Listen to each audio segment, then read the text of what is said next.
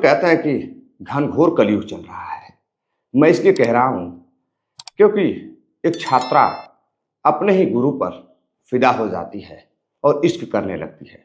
लेकिन एक दिन वो एक ऐसी गलती करती है कि जिसकी वजह से एक कत्ल हो जाता है। और कत्ल इतना खौफनाक होता है कि फिर उसकी गूंज जब लोगों के कानों तक गूंजती है तो लोग सुनकर हैरान थे। तो नमस्कार, प्रणाम। मैं आपका अपना विशु राय हाजिर हूं आज उसी गुरु और शिष्य की एक ऐसी कहानी के साथ जिसको सुनकर आप भी हैरान रह जाएंगे। गुरु और शिष्य का काफी पवित्र रिश्ता होता है। आजकल इस मॉडर्न जमाने में अक्सर कई कहानियां हम सुन रहे हैं कि गुरु और शिष्य का रिश्ता दागदार हो जा रहा है। आजकल कुछ गुरु जो अपने आप को संभाल नहीं पाते हैं और खूबसूरत शिष्या को देखकर फिसल जाते हैं और फिर शुरू हो जाती है एक नई कहानी, एक नई दास्तां। दरअसल साथियों, मैं बात कर रहा हूं छत्तीसगढ़ के कोरबा की। छत्तीसगढ़ कोरबा में एक थाना लगता है, पाली थाना। पाली थाना के अंतर्गत 3 मार्च को एक लकड़हारा लकड़ी काटने के लिए एक रामटोक पहाड़ लगता है। उस पहाड़ी पर जब जाता है तो देखता है कि पहाड़ी पर किनारे कुछ लकड़ियां जली हुई हैं। जब उस जली हुई लकड़ियों के पास वो यह सोच कर जाता है कि चलो कुछ लकड़ियां बची होंगी तो उसे वो इकट्ठा कर लेगा। लेकिन जब वो वहां जाता है तो वह देखकर डर जाता है। जो दृश्य रहता है उसे देखकर उसकी रूह कांप जाती है। दरअसल साथियों, उस जली हुई लकड़ियों के अंदर एक जला हुआ अधजला बिल्कुल एक इंसान के शव देखता है और बिल्कुल ही भयावह मंजर वह देखकर डर जाता है। वह वहां से कुछ कहने की कोशिश करता लेकिन कह नहीं पाता, चिल्लाता चीखता लेकिन कोई उसकी आवाज नहीं सुनता। अब वहां से भागता हुआ नीचे जाता है, लोगों को बताता है कि पहाड़ी पर किसी का जला हुआ शव है, पूरी तरह से जला नहीं है। जैसे यह बात लोग सुनते हैं, पहाड़ी के लोग दौड़कर जाते हैं तो देखते हैं कि वाकई में किसी का अधजला शव है। अब फौरन ये लोग पहुंचते हैं पुलिस के पास। पुलिस को जाकर बताते हैं कि पहाड़ी पर ऊपर किसी का अधजला शव है। जैसे ही पुलिस को यह खबर मिलती है कि पहाड़ी के ऊपर किसी का अधजला शव है, पुलिस हैरान रह जाती है। फौरन ही पुलिस उस पहाड़ी पर जाकर देखती है तो वहां पर वाकई में एक अधजला शव था। पुलिस किसी तरह से बॉडी को जब बाहर निकालती है तो देखती है कि बॉडी से पहचान होती है कि वो किसी लड़की की बॉडी है और उसके हाथ में एक ब्रेसलेट रहता है। अब ब्रेसलेट जब पुलिस देखती है और लड़की की बिल्कुल पहचान नहीं हो पा रही थी। कई दिनों तक पुलिस लोगों से पूछताछ करती लेकिन कहीं कुछ पता नहीं चल रहा था। अब पुलिस उस बॉडी को अपने कब्जे में ले लेती है, जांच पड़ताल शुरू करती है। तभी एक व्यक्ति पहुंचता है और बताता है कि साहब, मेरी बहन कई दिनों से गायब है, उसका फोन नहीं लग रहा है। मुझे शक है कि कहीं उसका अपहरण तो नहीं किया गया है, कहीं उसका कत्ल तो नहीं किया गया है। अब पुलिस शक के बुनियाद पर उस बॉडी के पास लेकर जाती है और उस लड़की की पहचान कराती है। तो लड़की को तो नहीं पहचान पा रहा था, लेकिन जो सोने का आभूषण वो पहनी हुई थी, ब्रेसलेट वगैरह, उसे वो देखता है तो कहता है कि साहब ये तो मेरी बहन का है और हो ना हो ये मेरी बहन ही होगी। और उसके बाद वो चीखने लगता है, चिल्लाने लगता है। आखिर थी तो वो बहन ही। अब पुलिस जांच पड़ताल शुरू करती है। तो जांच पड़ताल में एक ऐसा कातिल पकड़ा जाता है जिसके बारे में किसी ने सोचा भी नहीं था। दरअसल साथियों, छत्तीसगढ़ कोरबा के पाली थाना के अंतर्गत एक लड़की जिसका नाम शशिकला रहता है। शशिकला बेहद ही खूबसूरत और काफी पढ़ने लिखने में तेज तर्रार रहती है। वो पास के ही एक कॉलेज में पढ़ाई कर रही थी। अब इसी दौरान वहीं उसी के हम उम्र एक अध्यापक जिसका नाम मिलन दास रहता है। मिलन दास भी देखने में ठीक ठाक रहता है और लड़की भी हम उम्र रहती है। अक्सर मिलनदास उस लड़की को पढ़ाने का काम किया करता था। धीरे धीरे समय बीतता जाता है। लगभग साल 2015 के आसपास से यह कहानी शुरू होती है। अक्सर लड़की को पढ़ाता भी था, ट्यूशन वगैरह भी देता था। धीरे धीरे जांच जांच जान पहचान आगे बढ़ती है। जब जान पहचान आगे बढ़ती है तो दोनों में दोस्ती हो जाती है। दोनों एक दूसरे के चेहरे पर फिदा हो जाते हैं। मिलन दास अपने ही छात्रा शशिकला को दिल दे बैठता है और फिर दोनों की नजदीकियां बढ़ने लगती हैं। अब इधर मौका पाकर शशिकला और उसका गुरु यानी कि मिलन दास दोनों एक दूसरे के साथ संबंधों में बच जाते हैं, शारीरिक संबंध बनाने लगते हैं। धीरे धीरे शारीरिक संबंधों का दौर बढ़ता है। अब यह बात गांव के आसपास भी फैलने लगती है कि कहीं ना कहीं कुछ गड़बड़ है, दोनों का शायद अफेयर चल रहा है। अब यह देखकर घर वाले अपनी बहन की शादी, जो अशोक रहता है उसका भाई, अपनी बहन की शादी पास के ही गांव में भुवनेश्वर गोंड के साथ कर देता है। इधर लड़की भुवनेश्वर गोंड के साथ शादी करने को तैयार हो जाती है और फिर 10 से 15 दिनों तक काफी खुश रहती। सब कुछ अच्छा चल रहा था, पति भी खुश था, इधर शशिकला भी खुश थी। लेकिन जैसे ही 16वां दिन गुजरता है, अब उसे अपने प्रेमी की याद आने लगती है, यानी कि उस शिक्षक की याद आने लगती है, मिलन दास की याद आने लगती है। और अक्सर दोनों पर चोरी छुपे फोन पर बातें भी होती थी। और जो भुवनेश्वर रहता है वह मिलन दास का ही दूर का मित्र रहता है। मिलन दास कभी कभी मिलने के लिए घर पर भी जाता था, मुलाकातें होती थी, बातचीत दोनों की होती थी। इस पर भुवनेश्वर को कोई आपत्ति नहीं थी। भुवनेश्वर को लगता था कि ये कई स्कूल में पढ़ाते थे, कॉलेज में पढ़ाते थे, तो दोनों एक दूसरे को जानते हैं। अपनी पत्नी पर बेहद गर्व करता था भुवनेश्वर। लेकिन जैसे ही 16वां दिन गुजरता है, पत्नी अपने आशिक से मिलन दास से बातचीत करती है और फिर रात होते होते अपने पति से किसी बात को लेकर झगड़े करने लगती है। अब उसके पति को भी पता चल जाता है कि उसकी पत्नी का उसके ही अपने कॉलेज के अध्यापक के साथ अफेयर चल रहा था। अब जैसे यह सब जानकारी उसे होती है, वह अपने पत्नी से झगड़ा करने लगता है और भुवनेश्वर से उसकी पत्नी शशिकला भी अब झगड़ा करना चाहती थी। वो चाहती थी कि किसी तरीके से वह उसे छोड़ दे और शशिकला अपने घर चली जाए, यानी कि भाई के घर चली जाए। और होता भी यही है, दोनों के बीच झगड़ा होता है, दूरियां बढ़ती है। और फिर 17वां 18वां दिन भी नहीं गुजरता है, शादी के 17-18 दिन बाद ही शशिकला अपने पति को छोड़कर अपने भाई के घर चली आती है, अशोक के घर चली आती है। इधर गांव में जब यह चर्चा चलती है कि वो अपने पति से झगड़ा कर गांव में चली आई है, तो गांव के लोग काफी सम्मानित रहते हैं, इज्जतदार लोग रहते हैं, तो वह इस चीज का विरोध करते हैं कि लड़की को अपने ससुराल में रहना चाहिए, भाई को सपोर्ट नहीं करना चाहिए। लेकिन जैसे ही कुछ दिन गुजरता है, अब लड़की यह चीज बर्दाश्त नहीं कर पाती है कि गांव के लोग विरोध कर रहे हैं, उन्हें अच्छा नहीं लग रहा है।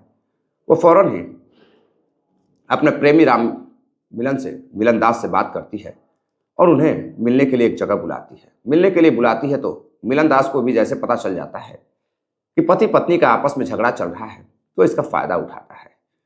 वह उसे लेकर साल 2018 में पाली थाना के ही अंतर्गत एक पहाड़ी के पास गांव में रहने लगता है। अब वहां जाकर दोनों लिव इन रिलेशन में रहने लगते हैं।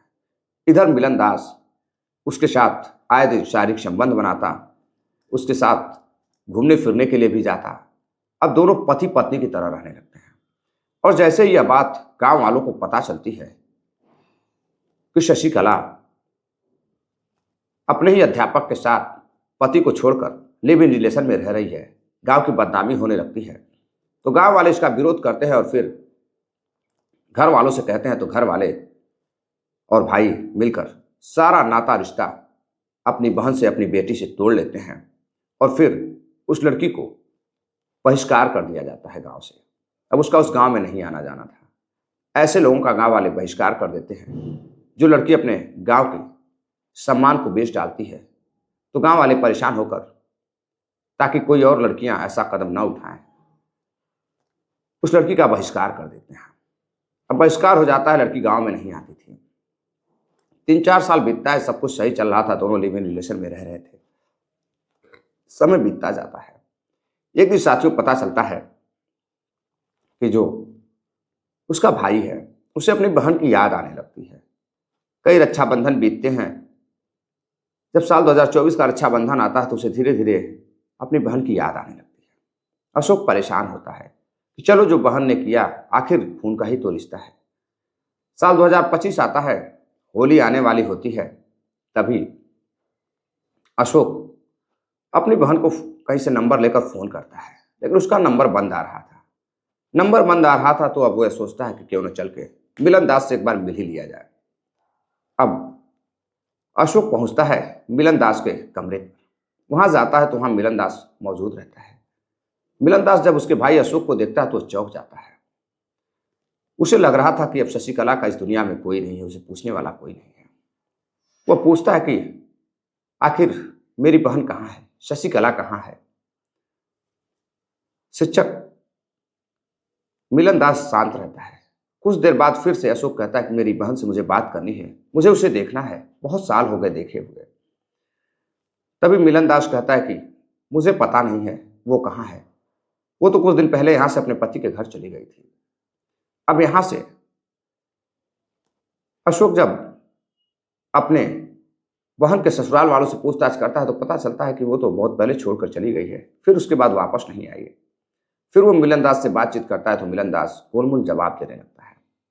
अब उसका भाई समझ जाता है कि कहीं ना कहीं उसकी बहन के साथ कुछ गलत हुआ है, कुछ तो है जो मिलन दास छुपा रहा है। अब इसके बाद वो पहुंचता है पुलिस के पास। वहां जाकर शिकायत दर्ज कराता है और तभी पता चलता है कि 3 मार्च को पहाड़ी पर एक लड़की की अजली बिल्कुल नग्न अवस्था में लाश मिली है। इधर पुलिस उस केस को गुमशुदगी से जोड़कर देखती है तो खुलासा होता है। फिर पुलिस शक के बुनियाद पर मिलन दास को, यानी कि उसके प्रेमी को, जिसके साथ वो लिव इन रिलेशन में कई साल से रह रही थी, उसे गिरफ्तार करती है। गिरफ्तार करने के बाद जब मिलन दास से बातचीत करती है, पूछताछ करती है, तो मिलन दास पहले इधर उधर गोलमोल जवाब देता है। अंततः फिर वह टूट जाता है और पुलिस के सवालों में फंस जाता है। और फिर जो वह बताता है उसे सुनकर सभी हैरान रहते हैं। वह बताता है कि कई साल गुजर चुके थे, धीरे धीरे उनके रिश्ते में खटास आ रही थी और बार बार उसकी जो खूबसूरत प्रेमिका थी शशिकला, पति के साथ जब रहती थी तब भी पैसे की डिमांड करती थी और फोन रिचार्ज से लगाए हर काम तक वो अपने प्रेमी मिलन दास से ही पैसे लेती थी। मिलन दास उसे इतना प्यार करता था कि वो शादी नहीं करना चाहता था, लेकिन जब दोनों का आपस में पति पत्नी का विवाद हो जाता है तो वो उसका फायदा उठाकर अपने साथ ले जाता है और उसके साथ लिव इन रिलेशन में रहने लगता है। लड़की बार बार शादी की जिद भी करती रही, लेकिन वो शादी नहीं करना चाहता था। उसे सिर्फ लिव इन रिलेशन में उसके साथ अपनी ख्वाहिशें पूरी करनी थी। समय बीतता जाता है। लड़की बार बार पैसे की डिमांड कर रही थी, अच्छे अच्छे सामान की डिमांड कर रही थी, अच्छे अच्छे फ़ोन की डिमांड कर रही थी, जिसे वो पूरा नहीं कर पा रहा था। फिर 28 फरवरी की रात करीब 11 से 12 बज रहे थे। मिलन दास अपने ड्राइवर के साथ वहां पहुंचता है कमरे पर और फिर अंदर जैसे ही घुसता है उसकी पत्नी किसी सामान के लिए कही रहती है तो वो सामान वो लेकर नहीं आता है। शशिकला काफ़ी गुस्सा हो जाती है और कहती है कि मैंने तुम्हारे लिए अपने समाज को छोड़ दिया, अपने पति को छोड़ दिया, माँ बाप को छोड़ दिया और तुम एक खो की मेरी छोटी सी ख्वाहिश नहीं पूरी कर पा रहे हो, तुम किसी काम के नहीं हो। अब इतना सुनना था कि उसकी जो ख्वाहिशें थी उसे वो पूरी नहीं कर पा रहा था और फिर उसकी बातों को सुनकर वो आग बबूला हो जाता है और अपने ड्राइवर के साथ मिलकर शशिकला की पिटाई शुरू कर देता है और उसका गला घोंटकर उसकी हत्या कर देता है। हत्या करने के बाद अब वो प्लान तैयार करता है कि अब तो कत्ल कर चुका है, आखिर इस बॉडी को ठिकाने कैसे लगाया जाए ताकि किसी को कोई सबूत न मिले। काफी सोचने के बाद मिलन दास अपने ड्राइवर से कहता है कि इसको रातों रात पहाड़ी पर ले चलो।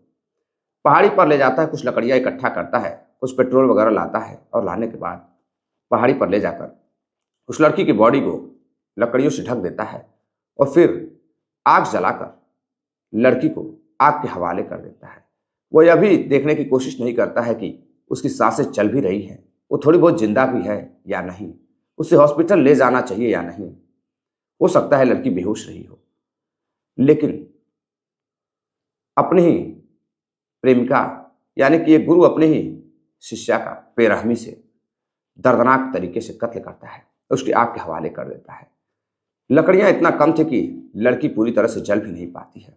और फिर अगले दिन जब लकड़हारे कुछ लोग गांव के जब बॉडी को देखते हैं तो पुलिस को खबर करते हैं।